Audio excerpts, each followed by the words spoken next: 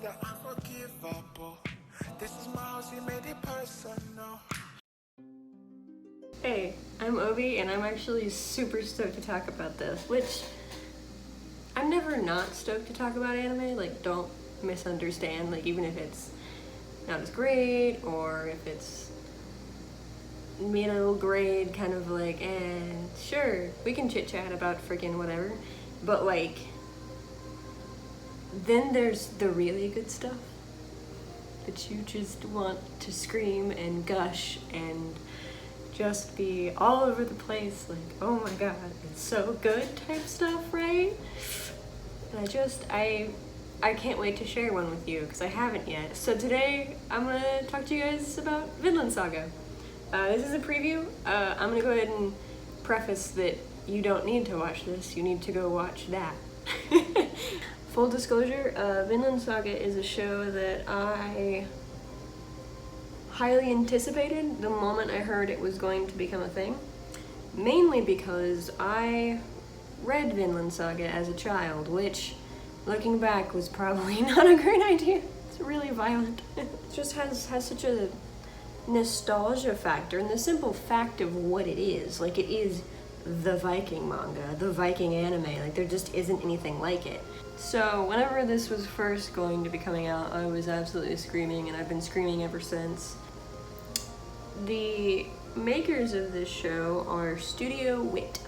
Studio Wit made Attack on Titan. They also made Rolling Girls, Save for the End, and Great Pretender. You can trust them to kind of create something good, especially after this. I haven't seen the Great Pretender, I don't care for Attack on Titan, but if they made Vinland Saga, I'm on their side. So, the first thing we get to see is the opening.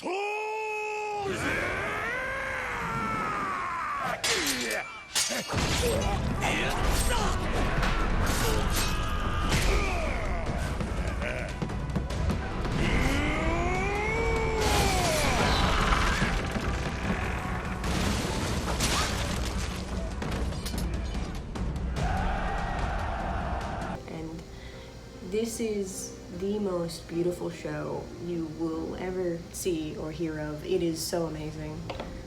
Okay, I can't say that. It is by far one of the best creations to grace humanity.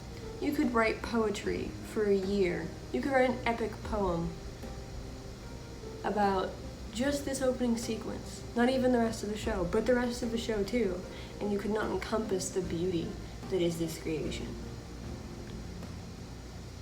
This won't be the last time I gush. That's the opening sequence.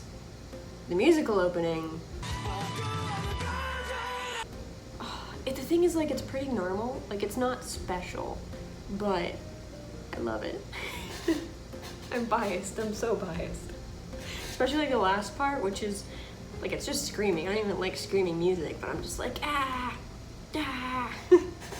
Vinland Saga, So this first part of the story is mostly going to be about Thor's, and his family, and the struggle that he goes through after having defected, because his past comes back for, I don't want to say retribution or anything, but it definitely causes him some strife. And it's been a couple years. He's had a couple more kids, like he's doing great, honestly, you know, for a warrior whose culture is very, very intense on conflict and death on the battlefield. He's lived a pretty good long life. Alright, conflict. So a slave escaped from over the mountains and came to the village. Yova finds him and they bring him to the house and warm him up. Thors brings him back to life with the sheer power of determination. And the moment that he wakes up, some dude named Halfdan comes looking for him and he's a jerk.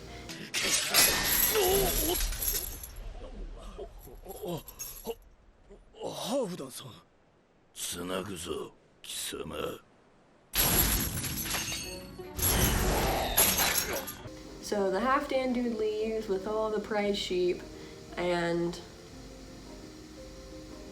that should be fine, you know, like it sucks for the family or whatever, but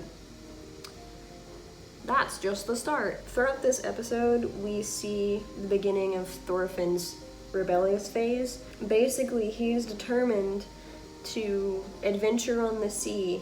He's like, I want to ride on a boat.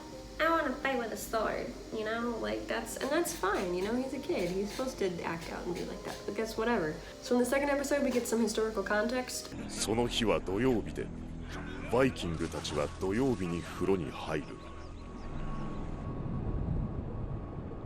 彼らのその習慣をイングランド人は知っていた。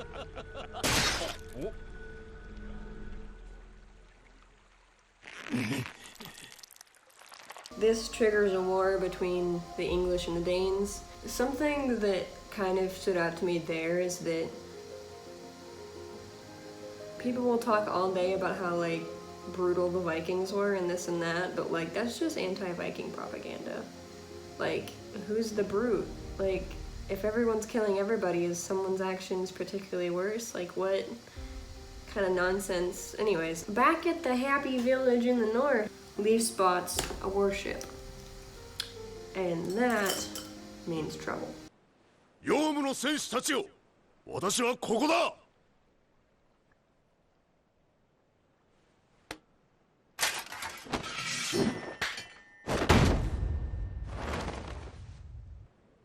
まさかここまで探しに来るとはな。They call him Thor's the Troll, and he's a Jomsviking. They're pretty intense. Floki, one of the Jomsmen, the current leader, since Thor's defected, he tells Thor's about the incident that we all saw in the beginning. And he tells him that there is a war coming and that Thor's has been summoned to serve with the Jomsvikings. And he is kind of put into the situation where it's like, do I go against my values, or do I risk the lives of people around me? 良い村だ。子供の様子でわかる。繊細とは今日まで無縁だったのでしょうな。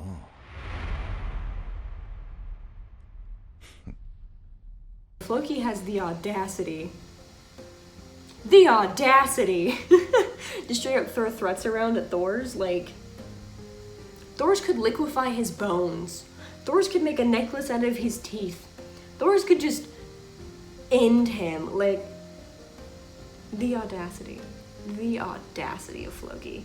But Thor's knows that if he attacks Floki in this moment, the village is screwed.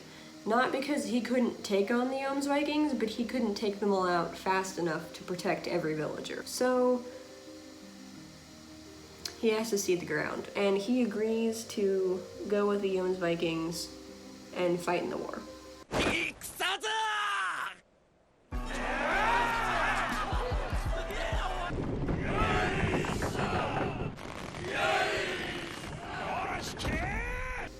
Thorfinn gets a little aggressive about this. Thorfinn doesn't want to be left behind because Thorfinn wants to participate in battle.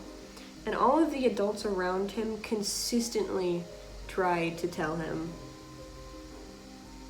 hey, that's not what you want.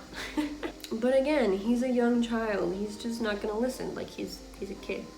It's not weird. It's completely understandable. He's like, but I want to fight with my friends.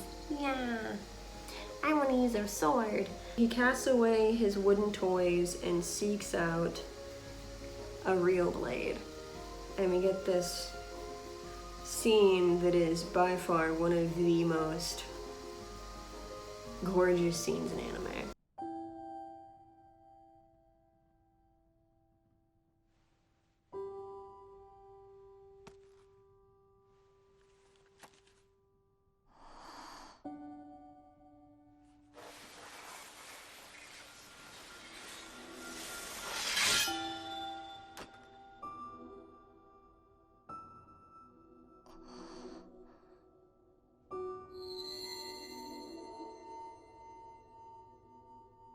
Kire.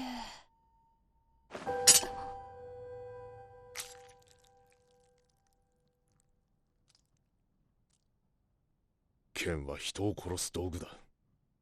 お前はこれで誰を殺すつもりなんだ。次。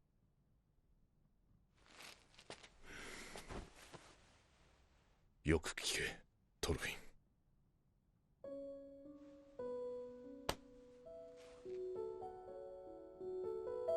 お前に敵などいない。誰にも敵などいないんだ。What's so beautiful about that is, I mean, first of all, everything. The angles, like the shots, and the colors. Just alone, the lines, it's beautifully written, everything about it is perfect. What's also beautiful about it is that, and I'm kind of taking liberties here, it essentially reads like a letter to Thor's past. You can kind of see the parallels. We don't know how Thor's began his journey, but we do know that Thorfinn is about to go on a journey. And I have a feeling what he's going to learn from that situation is the same pacifism we see in his father. It's really beautiful because you can kind of see this like push and pull of the future versus the past. It's really beautiful, it's really beautiful.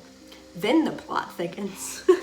Meet Askeladd, the captain of a Viking pirate crew, and they meet with the Young's Vikings.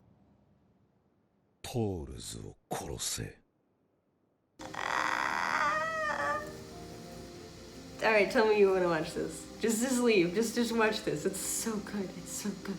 It's so good. But Askeladd freaking calls him out. Freaking calls him out, which is beautiful. I love call him out. ああ、いや、こちらは応分の金がもらえるよ、もう。はい。どんな仕事でも。ただね、旦那。身内の処刑なら身内でやるのが普通かなって思いまして。Call him up. Floki sucks. So Askeladd is like, he straight up gives Floki a reason to piss himself. 俺にそんな舐めた口を聞くと大きく出たな。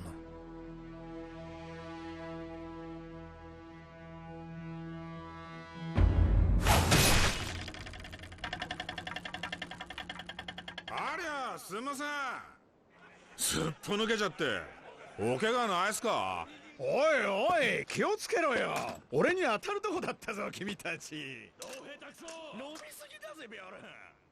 He's like, hey, you shouldn't cross me, but in a very articulate kind of way, definitely to the point. To the point.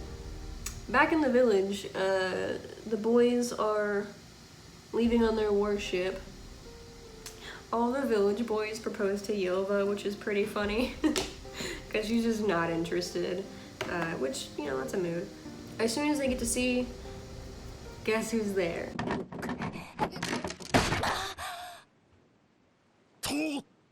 This scene, like, Thorfinn knows what's up. That water is beautiful. Like, kudos to Studio Wit for using that Amazon money. Just making full use of all that budget. Wherever they're going, they're landing on some islands in between to kind of like rest and resupply.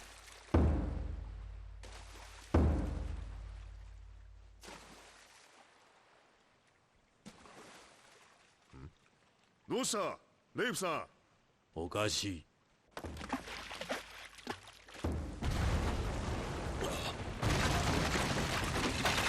It's a trap!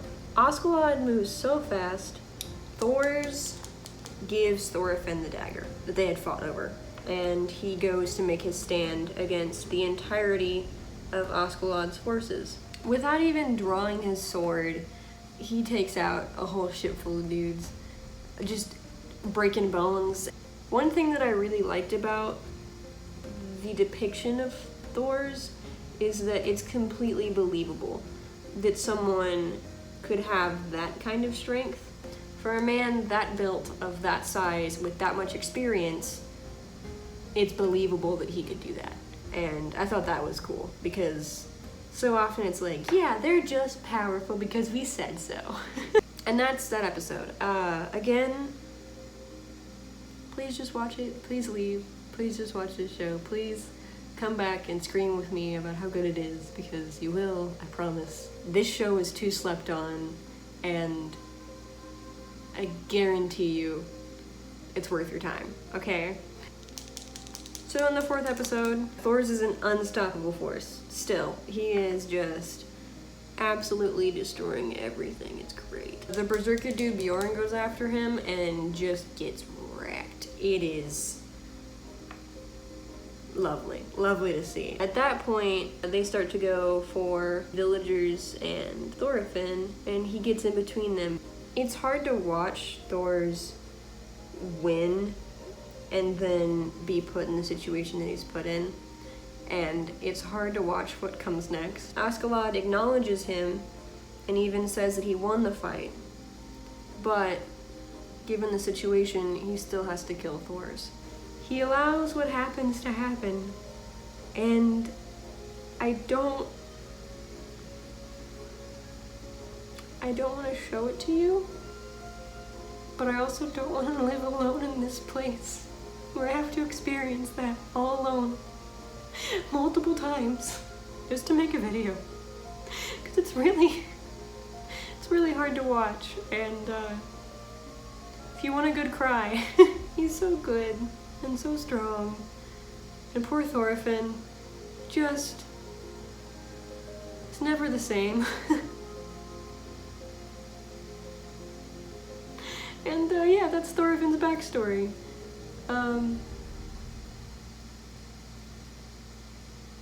That's the first 4 episodes. As Thor's story ends, his son's begins. I don't know. I'm distraught all over again. You see that moment throughout the show a couple times too, and it hits you all over again then too. It's like Iskandar's death. Fun fact, Iskandar's voice actor is actually in this. He's not Thor's. He is some dude named Thorkel, or Thorkel, sorry. And you didn't see him in these episodes, but you will later. And you can see just a little bit of Iskandar in him. Not a lot, he's a lot less. Iskandar was a little bit of a loose cannon. This dude's a loose cannon. You won't miss him. He stands out. That'll be funny later, I swear. I swear, watch it. I won't recommend this for younger audiences. Do not watch this if you are a child. It's got a lot of violence. It's got a lot of irreparable damage to your psyche if you take that in too young. Like I must have reading, but I don't remember. It's very embedded in who I am now. I do think that certain anime fans won't like this, specifically people who only like super series. Super series people tend to not think of death as permanent in anime, and this is the kind of show where death is integral. Like, it is very much permanent, and grief is embedded in what it is. So, if you can't stand character death, you're not gonna like the show. It's gonna mess you up, man. Also, if you only like lighthearted shows like Fluff, if you're only here for the fluff, this ain't for you. Go watch Food Wars, go watch, you know, something else. A really funny, hilarious, fluffy one is Dance with Devils. It cracks me up every time. I will be talking about it eventually. This is not fluffy. It is intense and beautiful and a mess. It is a tempest of a show, not a light spring rain. So that's me warning people, even though I think everyone should watch it and I love it, and I just want to scream about it with somebody. But yeah, I'm Obi. That's it.